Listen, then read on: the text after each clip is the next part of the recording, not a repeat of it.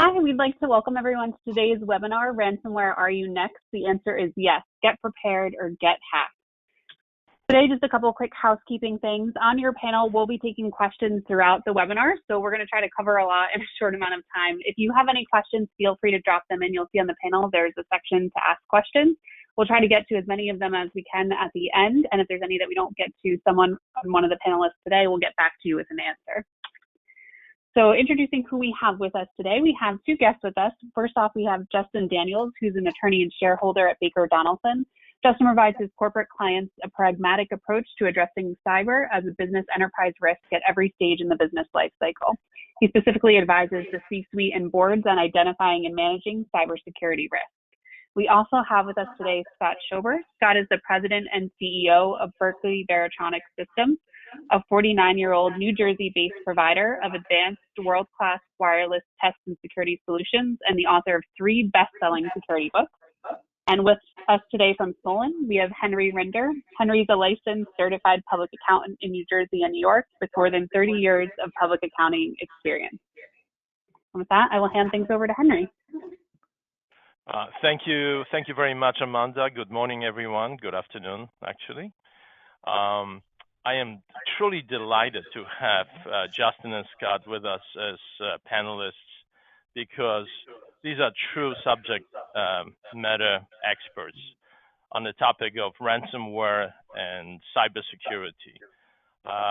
And just as an introduction, I oversee IT department at our firm, Smolin, and cybersecurity has been always a big concern, always at top of the agenda, and we basically deal with this and address it every day, every hour, because it's the threat is ever present. As you look at the agenda today, this is a short webcast. We are trying to kind of give you the highlights of what's going on in view of what you hear in the news. You know, there's breaking news about spyware on the phone, Pegasus. We just had the Colonial Pipeline situation not so long ago where supply of gas has been interrupted. And so we are trying to highlight this for you and show you some solutions and answers to this question and concern and problems. So we're going to talk about how to put a proactive plan in place, how to set up systems to prevent hacks caused by users. Also, we're going to talk about the cyber insurance. It's an evolving market for insurance carriers. Interesting topic. We'll try to cover some highlights in this area for you. Then we'll talk about what happens when you actually have a breach, when you have an incident, and how to select a breach team, how to handle communication that's both necessary for business but also required by law. And then, what happens if you have a ransom attack? And maybe some of you already had that experience. And, how do you negotiate with the people that are attacking your infrastructure? Amanda, next slide. So I'll turn over to Justin. Amanda, did we go too far, or is this the next slide? But Justin, you take the lead because this is your area. So thank you. So what I have provided to the audience is this is an actual ransom note from a cyber incident that I handled. And so I call it the pleasantly sounding unpleasant note, because if this happens to your company, it usually means that your files, significant business processes have been encrypted. So now the question becomes, what happens next? Can we go to the next slide? And so when we talk about incident response that you read about in the media, or if you find yourself in this place, really what you're having to deal with is a whack-a-mole game amongst the following 5 things. And that is, a lot of times companies have no plan, so you got to put your breach team in place. You also have to figure out employees are going to be coming to work and they can't work. Customers aren't going to be able to use our business process or whatnot. So what do I communicate to them? I don't even know what happened. I don't know how far this goes. I don't know if any data yet has been exfiltrated. You have to conduct the forensic investigation, or I like to say, take the SH out of the IT and figure out, is the threat actor still there? Where did they go? How do we get our systems back up? And another important aspect of this now is you will be engaging with federal law enforcement, because if you choose to negotiate and pay a ransom, there are regulations out there from the Office of Foreign Asset Control, which is part of the Department of Treasury, that basically say if you pay a ransom to a group on their list that consists of terrorists and other bad actors, you can be held criminally liable for money laundering.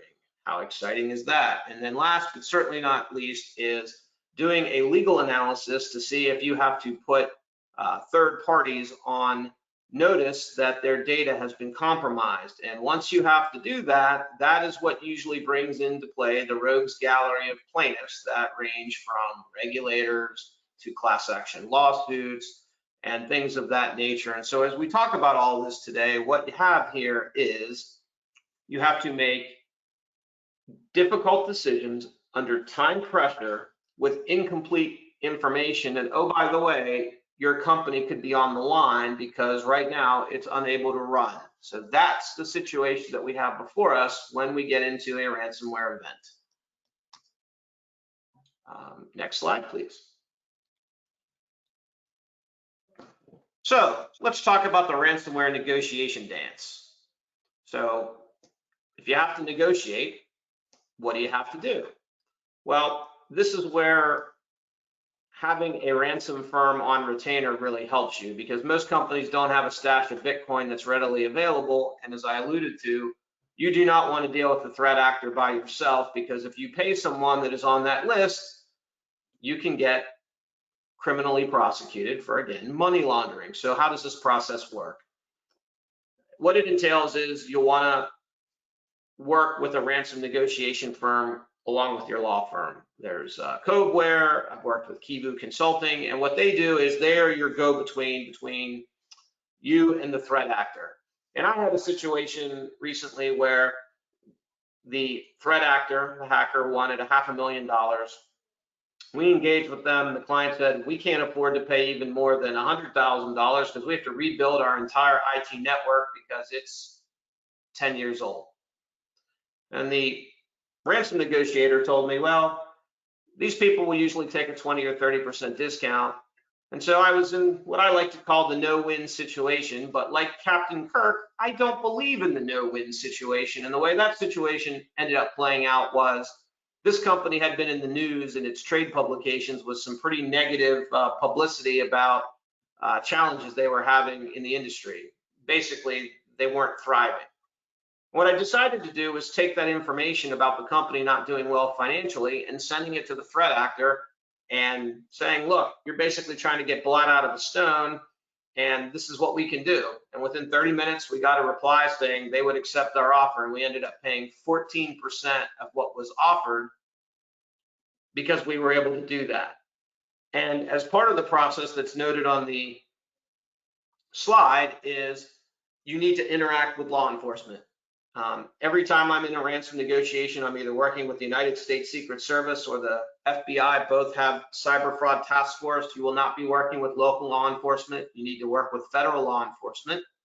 And then you're going to want to request to see their decryptor. Does it actually decrypt what they say they're going to do? But you have to realize that even if they have a decryptor key, many times it will not decrypt all the data. There'll be some level of corruption or some parts of the data won't work. You have to understand that going in, but a lot of companies make a business decision, and paying the ransom is a business decision to pay it because they've decided that it's quicker to get back up and running from paying the threat actor than to go through the time and effort to download their backups if they have them and get them up to speed, because a lot of companies don't go through the process of actually testing their backups if they have them. And that's why one of the reasons why ransomware is such a lucrative thing to do, because a company can say, okay, if I have $30 million in revenue a month and I got to pay a $5 million ransom to get my data back, or I could pay more to do it myself, the business decision is a pretty easy one. And again, that's why this is so lucrative. Next slide, please. So here we just wanted to share some statistics with you just to bear out what's been going on here. And double extortion ransomware attacks, that's where the hackers are stealing the data first and then encrypting it and threatening to release them on the dark web. Those have increased by 200%. Attacks launched by 1,200 attacks, 63 companies. The global estimated cost, and I know this is underreported, 11.5 billion. The point of all these slides is to help you see numerically that ransomware has become a strategic business enterprise risk. And for those out there who think, you know what, I'm a small company, why would they target me? Remember, if your computer network is connected to a Fortune 500 company or some hospital that's part of critical infrastructure, you're on the front line because a threat actor is going to say, you know what, if I want to get into the hospital, the easiest way to do it might be through the HVAC vendor. And that's exactly how Target got hacked back in 2014. They didn't go after Target directly. They went after the Pennsylvania HVAC vendor who didn't have good password hygiene, hacked into them, and then they got into Target and were able to go wherever they wanted to go. And that's when they stole all the point of sale credit card. So don't think because you're a small company that you're not in scope, because if you're connected to other companies like hospitals or critical infrastructure or large enterprise companies, you're absolutely on the front line. And what you should expect to see happen over the next few years and even sooner is, if you want to do business with those companies, they're going to require that you have a certain level of cybersecurity hygiene, or they're simply not going to do business with you because of all the statistics that I'm citing on this slide. Next slide, please. Would one of our other panelists like to jump in on this one to give some thoughts as well? Yeah, So, sure. Maybe Scott, I'll turn it over to you. Please jump in. You got it there. Thank you, Justin. And I'm kind of just going to follow up and build on what Justin said, because what I really appreciate is the fact that he mentions really all of us are targets, and we don't want to make the assumption, well, I have a small business, it's only a few employees, how valuable is my information? No one's going to target me. And that's really not the case, because the methodology that cyber criminals are using, they're really casting very wide nets and trying to really just get everybody that they can on the hook there, that they can get to pay a ransom. Just to add to some of the statistics, just to set the stage and put it in perspective, in the US each day, there's over 4,000 ransomware attacks. In fact, there's estimates that there's a ransomware attack that's occurring about every 11 seconds, another one. And those are reported ransomware attacks. Obviously, there are some that just go unreported.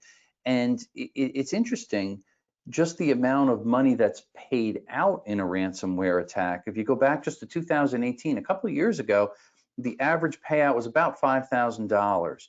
Go back to last year, the average payout went up to $200,000. And the downtime that a company actually experiences post ransomware attack, and to point to some of the things that Justin talked about, why you need to do so many things proactively ahead of time, is if you suffer a ransomware attack before you get back online, it may be about 21 days. That's about the average all companies face. So what is that telling us? It's telling all of us we have to be prepared. We have to be proactive and have to have some things in place. What are some of those things that will really help us so we can prevent a ransomware attack, as well as to some degree also respond if we are victimized? One thing is that you hear of again and again, and I have to push this even within my organization even, is the importance of backups. And the type of backups is really important, the frequency and the type. So you want to use immutable backups. And that's a little bit different than just backing up data and that's it. What that does, it allows you to back up data, but doesn't allow anyone to change the information or delete the information. And that's really important. So your data doesn't get corrupted by the cyber criminals or accidentally by law enforcement or even your own IT team. And that's important that you have that immutable backup in place. And how often should you do it? I always use this analogy, and it helps me to kind of relate to it, and hopefully the audience can too. How often do you brush your teeth?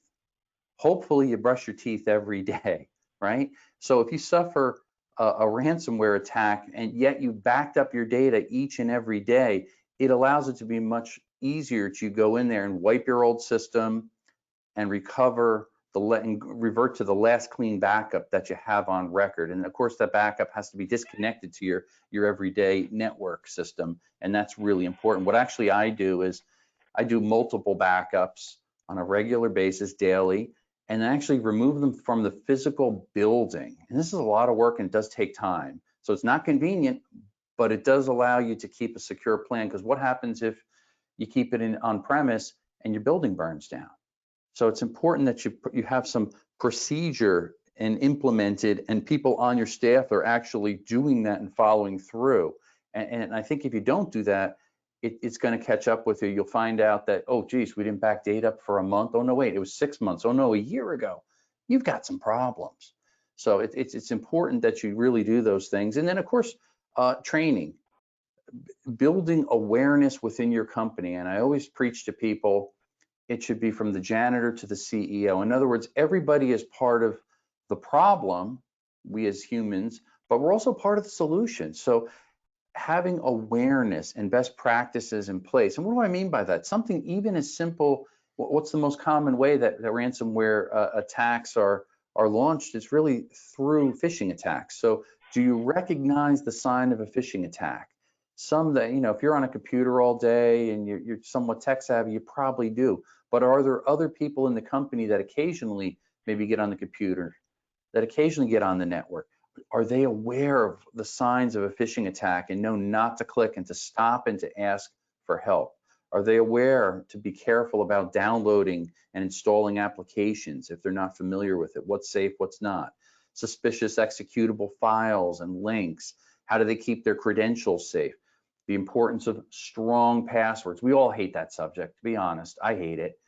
What is a strong password? What constitutes it? That's important to know. And not just to, once you learn how to create a strong password, how do you manage that? Using a good password manager to make sure that you have access to it, that they're encrypted, and they don't fall victim to cyber criminals. Very, very important. And other common sense things I think are important that sometimes we forget too, what fall under cyber best practices.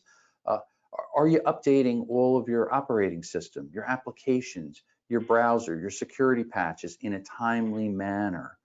All of those things really contribute within an organization for good cyber hygiene. And then there's, of course, different layers. And this involves usually your IT staff or a third party that you could bring in. You could do something as simple as whitelisting applications. And that would permit the installation of a particular program and blocks the installation of all other software that's not authorized there. Again, not real hard to do, but the average employee may not be familiar with that. So it's good to have the right people coming in there to make sure you're whitelisting and or blacklisting there. If you're blocking specific pieces of software that might be a threat to your organization, it could really make a big difference there. That I probably don't want to get into a lot, but there's some other things too that you could do there, but it gets a lot more complex at the software level. For this conversation, I don't think we want to get into it, but it ties nice in there with some of the filtering, monitoring, especially just things as like setting up ad blockers, blocking script executions, make sure that all employees can see the file extensions there. Things like that are really important, because when they come into remediate a situation, they could see what was done and what wasn't done, and do a much better job actually investigating it. So let me stop there and jump back maybe to yourself, Henry, or Justin, if you wanted to add to that, because I don't want to take too much time going over these things. Absolutely, be happy to. Actually, I don't know if you spend that much time on two-factor authentication, but obviously a Oh, lot yeah. of the issues that we are facing is sort of complex social engineering. And since many of our clients are law firms and lawyers and custodians of other people's assets, this is especially concerning because we see these transactions take place. Hacked, compromised email accounts being used to sort of start this social engineering scheme, and eventually somehow ending up in wiring money out of either a trust account or a brokerage account into a destination from which there is no recovery. So perhaps, Scott, if you could, address that, because this is quite common. We see it a lot. Ransomware, we see it a lot, but a lot of the social engineering that goes on with phishing and hacking is equally concerning to us. Yeah, and I'm glad. I'd be remiss to not mention about two-factor authentication. Thank you for mentioning that. That is essential, one of the key ingredients there for being proactive. And just about everybody offers two-factor, multi-factor authentication today. And if we look at some specific cases, there've been numerous breaches again and again over the years. And if you go back to it, to the point about passwords, it's easy to hack into a password. And the automated software tools that you can acquire on the dark web to do this, and they can perform a dictionary attack, a brute force attack, many effective ways to compromise our password. But when you have layered security, and that's really what two-factor, multi-factor authentication is, that allows another layer of security. If you go, I think we mentioned before, Colonial Pipeline, there was some access through a VPN that was old and outdated. It had a simple password, no multi-factor authentication used from a remote login there, which was really the catalyst to start the whole method for them to get on there and then perform a ransomware attack of what, $4 to $5 million. So a lot of times that's the problem. And to Justin's point earlier, the same thing when we go back to the Target breach back in the 2013 timeframe. Again, remote access through a third party, simple password, no multi-factor authentication. Moved down a couple of years later, JP Morgan, one of the strongest, most powerful financial institutions, remote access, weak password, no multi-factor authentication. So you start to see a pattern with just about all of these breaches. If you just simply implemented two-factor authentication, that right there would stop most of the attacks immediately. So really important thing that we want to make sure that we implement. And most of the time it's free. It just takes time. That's all. Amanda, can we switch to the next slide? And Justin, if you wanted to say something, please do. Thank you. I guess all I was going to say to everybody is, if there's one thing you leave this webinar with, is multi-factor authentication is the #1 thing that you can do to help protect your organization at a very reasonable cost. Yeah, well said. Yep, definitely. So let's jump to this cyber insurance space. And needless to say, I have firsthand experience of it. I just negotiated again for a renewal, and it was shocking for me to see what the premiums looked like comparing to the premiums in the prior years. I think we used to pay something like $8,000 a year for cyber insurance. I think our first quotes were north of $30,000, and then more. So obviously this is an area where the carriers have concerns about properly estimating what the exposure to loss really is. And I would say we went through this process. We had excellent brokers who helped us negotiate individual aspects of the policy, but there's so many aspects of it, because you got this whole threat response, notifications, reimbursement for lost productivity and profits, and many more different little ingredients of a cyber insurance. So maybe Justin, I don't know how much experience you have in this area, but perhaps you can comment on your perspective, because I'm sure you see some of that in the claim area when you have to get involved on how this is playing out in the cyber insurance play. So I've reviewed policies for clients of mine. Obviously, I've been heavily involved in the claim process. The industry is under siege and going through tectonic shifts because there have been such a rash of claims with ransomware that insurance companies are doing three things. One, underwriting has gotten much stricter. Coverage around ransomware is being limited. And three, as you would expect, premiums are going through the roof. I just had a client had to re-up and they had an event, their insurance went up by 50%. I have a different client who's in the IT space who's been hit a couple times, and now they're worried about whether they even make a claim because they don't want to be uninsurable. So from my perspective, the key with cyber insurance is, one, you need to understand what the risks are to your firm that you care about, that you want to transfer to a degree to cyber insurance. Once you understand that, then you need to read the policy intelligently for the type of risk that you're trying to protect. Just reading a policy without understanding what risks your company has, it's a dense policy, it's complicated. How many of our listeners have ever actually read the policy? You typically just read the declaration page that tells you the basics, but the proof is in the pudding. And by way of example, there are definitions of networks in an insurance policy that exclude employee devices. So if you had employees go work from home and let them use their own devices because that was expedient, if there is a breach that can be traced back to their device, there's insurance companies out there that say, I'm sorry, our policy doesn't cover that. And I've had that conversation where a client thought they had $2 million worth of coverage, but when you went to read the policy based on their claim, they didn't have anything close to $2 million. And so my view is this is really a situation where buyer needs to beware. You really need to thoughtfully think, what are the concerns I have about my organization? How do I review the policy intelligently to know what is covered, what isn't? Maybe I need some endorsements. And then the other key point here is all insurance companies have what are called panel firms. It's no different than your in-network providers when you have health insurance. So if you have your favored law firm, your favored forensic firm, you need to make sure that they're either panel or the insurance company will agree to let them be panel counsel for you, because if they won't, or the insurance company won't allow you to use your favored firm, then you'd have to pay for them out of pocket, and that defeats the purpose of your insurance in the first place.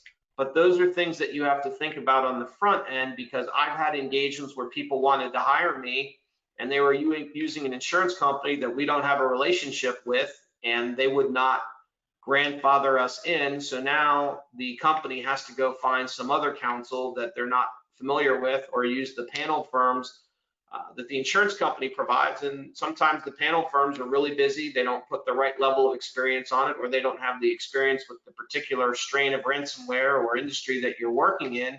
So those are all factors that really make getting insurance not really a check the box exercise. It really needs to be thoughtful, or you run the risk of paying a premium for something that's never going to help you when you need it most. I like the fact, Justin, that you brought up the exclusions in the policies and also supplemental riders, because obviously if you have knowledgeable professionals helping you, and to your point, I don't know too many business people, our clients included, that are capable of reading the policy and understanding all the options. I'm not capable of doing that, and I'm a forensic accountant. I deal in this space, and yet when I read the policy, I don't know what I can negotiate out of the carrier. The broker might know, you might know as an attorney that specializes in this area, but I'm a layman when it comes to that. What do the other customers get in a supplemental coverages, in a supplemental riders, and which one of the exclusions could be eliminated? But when you buy just the policy through a broker and there's no negotiations, there's no conversation about these exclusions and the supplemental coverages, then people are missing a boat. They're missing a boat, because we were able to actually successfully negotiate a renewal, not at these excessive increases. We were able to do it by changing policies internally. changing IT policies to make sure that we conform with what the carrier wanted us to do, and we did it. And all of a sudden the premiums went down. And if we could mitigate risk that way by adopting IT policies that are actually not just helping the carrier in limiting their exposure, but it's helping our business, our firm. It's just a common sense approach. Scott, what are your thoughts on that? Yeah, I love what you both are saying there. Maybe I can add a few more things. I recently was hired to speak up at the Insurance and Liability Summit up in Connecticut, and it was a fascination discussion. Again, hearing from the actual insurance companies what their frustrations and woes are, and a huge part of it, and Justin brought this out nicely, is that there are so many things now that they'll not actually pay out a claim. They'll go down that checklist that when you're signing up, you're so nervous of being the next victim of ransomware. If you're a small business owner, you're checking off all the boxes. You say you do all these things to comply, and oftentimes you're not doing all those things. Sure, everybody says, oh yeah, we shred sensitive documents and we have encryption in place and we use multi-factor authentication and we store passwords and blah, blah, blah. Are companies really doing this? And oftentimes, most of them are not properly doing it. And what I always encourage people to do, and I did this myself too, so I'm speaking from practice. If you're going to get insurance, cybersecurity insurance coverage, find out where your weak spots are, where your vulnerabilities are. And what do I mean by that? Get a vulnerability assessment. Hire a third party, an independent company to come in and perform a vulnerability assessment on your company, and as well as a penetration test to see if they can actually hack and get into your computer networks, and what personal information can be compromised, what intellectual property can be compromised, what are the conduits that they use to get in there. All of those things will be kind of discovered, and you'll sit down and you'll understand quickly, hey, we had these 6 areas of weaknesses. Now we have to shore them up so hackers cannot come in and exploit those vulnerabilities. Then we're in a much better position to have cybersecurity coverage. We'll understand what our risks are better. And I think another thing that's really important, I've talked to many companies, insurers that have come in and say, hey, I want to sell you a cybersecurity insurance. I said, okay, explain what your policy covers and what it doesn't cover. The majority of them can't explain that. They cannot effectuate in words what's covered and what's not covered, and what companies need to do to actually comply if there is something where they have to put a claim in. And those companies I usually show the door to. However, there are companies out there that are properly trained. They're salespeople and they understand cybersecurity. And those are the people that you really want to talk to. And some common sense things I think come into play too with really all insurance. And I relate this maybe to maybe a vehicle. I could relate to that. When do you engage in insurance? Should all the companies have cybersecurity insurance? If you asked me years ago, I'd probably say, nah, not essential. Now I would say, yes, it's essential. But you have to also understand when you need to engage with insurance, and maybe to the point of a car. If you get into a small accident, it costs $1,300. You roughly assess when you look at it, and your deductible is about $1,000. What do? You're probably not going to put a claim in. It doesn't make sense. So you have to use cybersecurity insurance for what I call things that are typically more catastrophic to offset some of that risk.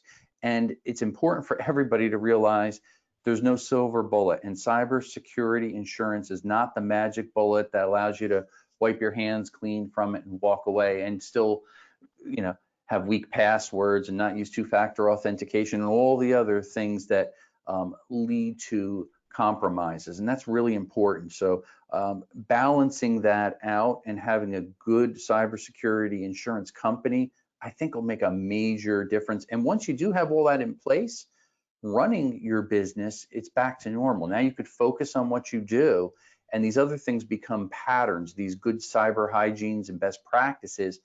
So hopefully you never have to put a claim in. And that's really what the insurance company wants anyway, right? They don't have to want to ever pay these claims out. So it's important, I think, to do a lot of your homework up front, get the right provider for it, that they're knowledgeable, understanding it, and that you as an owner in the business there or on the team, you really understand what you're getting. That's really key. And I think, Scott, using somebody like Justin in this equation, because let's face it, insurance policies are legal documents. That's what they are. They're legal contracts with a lot of fine print. So having somebody experienced as your counsel when you negotiate, especially with a bigger company with the bigger premiums, it's kind of silly to think, like you said, to think that this is a silver bullet and you have coverage, and then find out that the most catastrophic outcomes of a cyber threat is not actually covered in the policy. Yeah. And the funny part, and I get calls on this all the time, Henry. I had one not too recently through a friend, and again, had a medium-sized business, very successful, victim of a ransomware attack. And they're an internet company, so obviously they're dead in the water with everything locked up. And one of the first questions I asked them was, number one, do you have your data backed up? Well, not really, not currently. That wasn't good.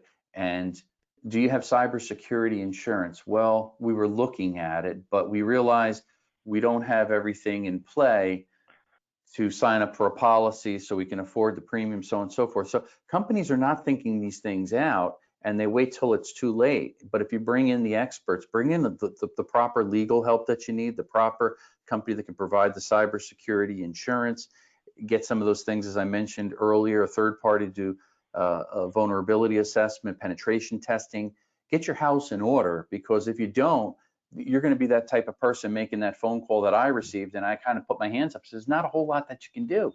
You didn't do your homework, and you didn't do anything to protect your business from falling victim.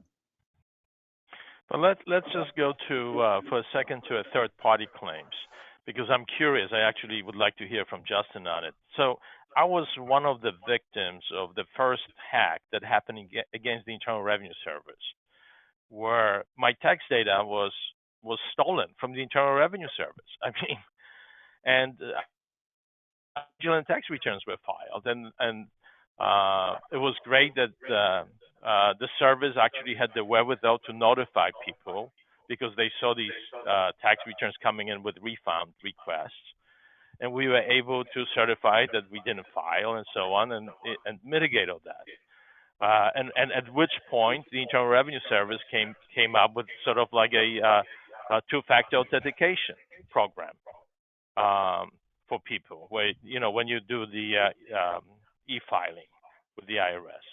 But what I wanted to find out from Justin is we had credit bureau hacked, we had major corporations hacked, personal data is stolen and being used to file for credit cards, for loans, perhaps to directly hack into people's bank accounts and so on. Do you see any third-party action against these companies that suffered, from that type of attack, Justin?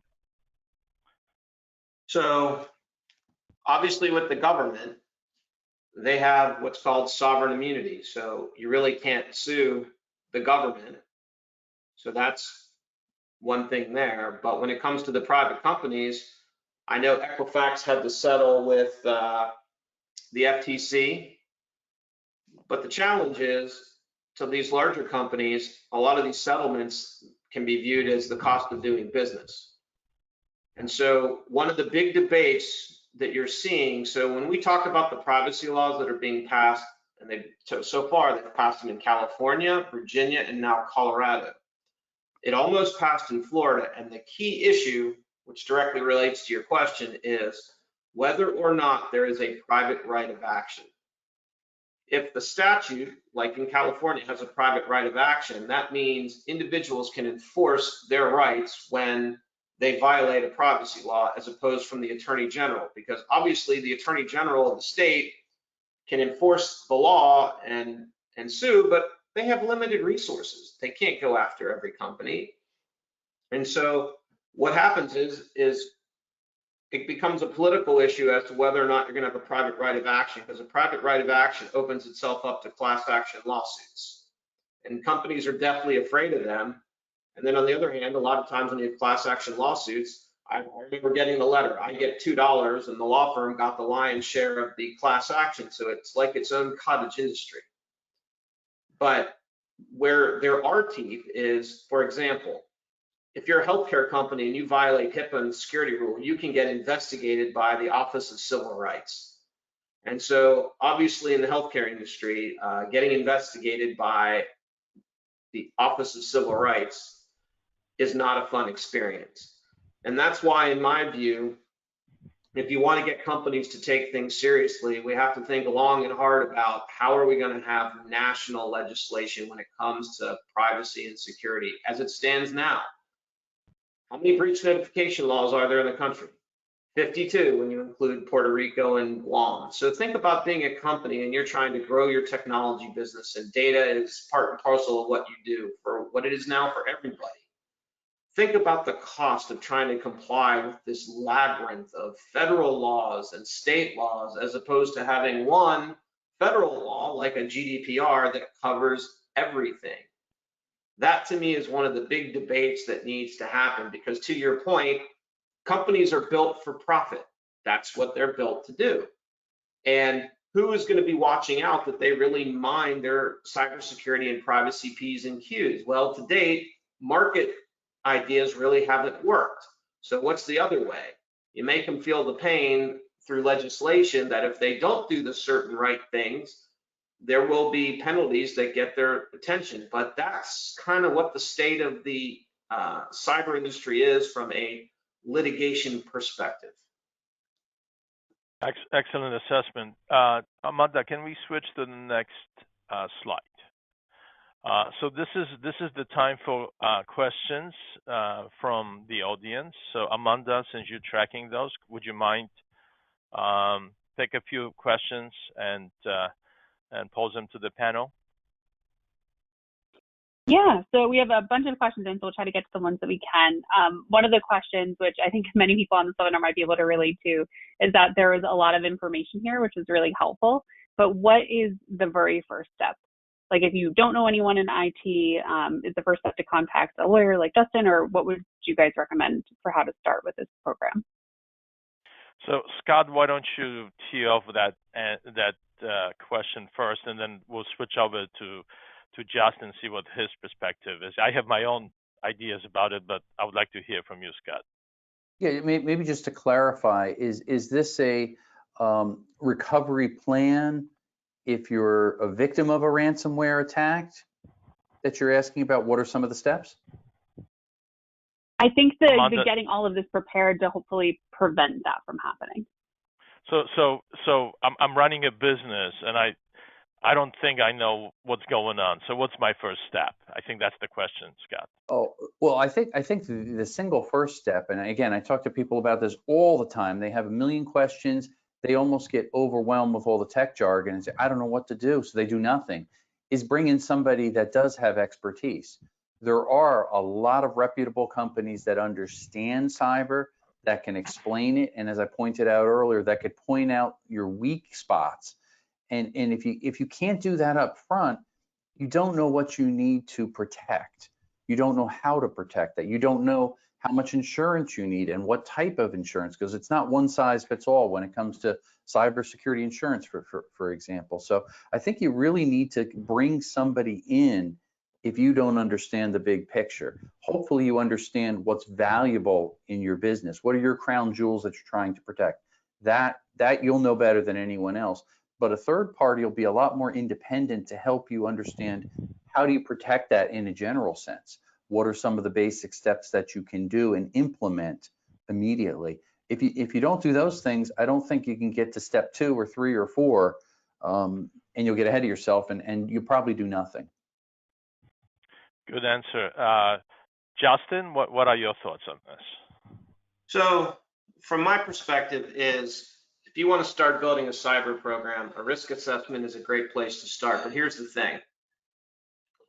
You need to be careful, because I've seen plenty of clients want to do that, particularly after an incident, and for whatever reason, they lose momentum. And the landscape of what it means to have attorney-client privilege when it relates to these risk assessments and other types of third-party reports regarding your cyber hygiene is shifting dramatically with significant erosion of attorney-client privilege. Because if you want to have a company do a third-party risk assessment and put your attorney on it to get attorney-client privilege so it's not available for third parties in the litigation, those days are over. And so if you're going to have a risk assessment done, by all means, you should do it through counsel because it has other advantages if other third parties want to see it outside of litigation. But if it says you need to implement these 5 things, these are the 5 big problems, and you're like, okay, we're going to do that over 2 years because nobody has an infinite budget. You do the first 3, you leave the last 2 out, and that's what causes your breach. In litigation, they're going to ask for these reports. And they're going to have a piece of paper where it says you knew about it, but yet you did nothing. And it's not going to matter that you were phasing things over time. You're just going to have an attorney hammer you in a deposition or at trial and say, you were supposed to use multi-factor authentication and you had a report saying that you knew about it and you did nothing. So my view for our viewers is if you're going to commit to doing this kind of stuff, and you get written reports, you need to do what's in the reports, because if you don't, and you get into litigation later, which is happening more and more, as we talked about earlier, these reports can be used by the plaintiff or the other side to really gain leverage over you because of the contents of the report. I think this was a great question and great answers. From my perspective, I think you've heard, about the attorney-client privilege play, how important that is, and also how important it is to have a consultant, IT consultant, who really brings knowledge to the table in terms of vulnerabilities and how to mitigate those. We get brought in quite a bit because we actually, as auditors, do IT assessments, but we are not very good at it. I'll be the first one to admit it. We go through the checklists, we identify weaknesses, we comment on it, but that goes back to management, and management, if they choose not to do anything about it, it stays sort of dead in the water. But clearly, this area is so high risk, and businesses need to consider it from the cost-benefit perspective. Because what we are seeing is this dramatic increase in number of ransomware attacks, in number of social engineering schemes, and that some of these basic preventive actions that can be taken are critical to be taken. They're critical. The cyber insurance is simply a way to kind of deal with catastrophic outcomes. But some of the basic things, having somebody like Scott, having somebody like Justin on your team, it makes all the difference and helping you in addressing what can be mitigated. I know we are over our time, a lot of time, and I'm sure we have a bunch of questions already.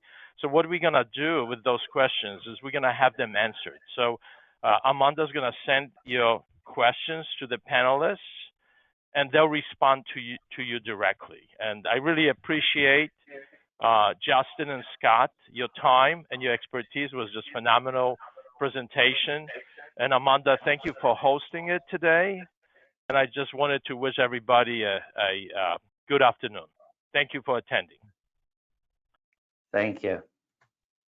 Thanks, everyone.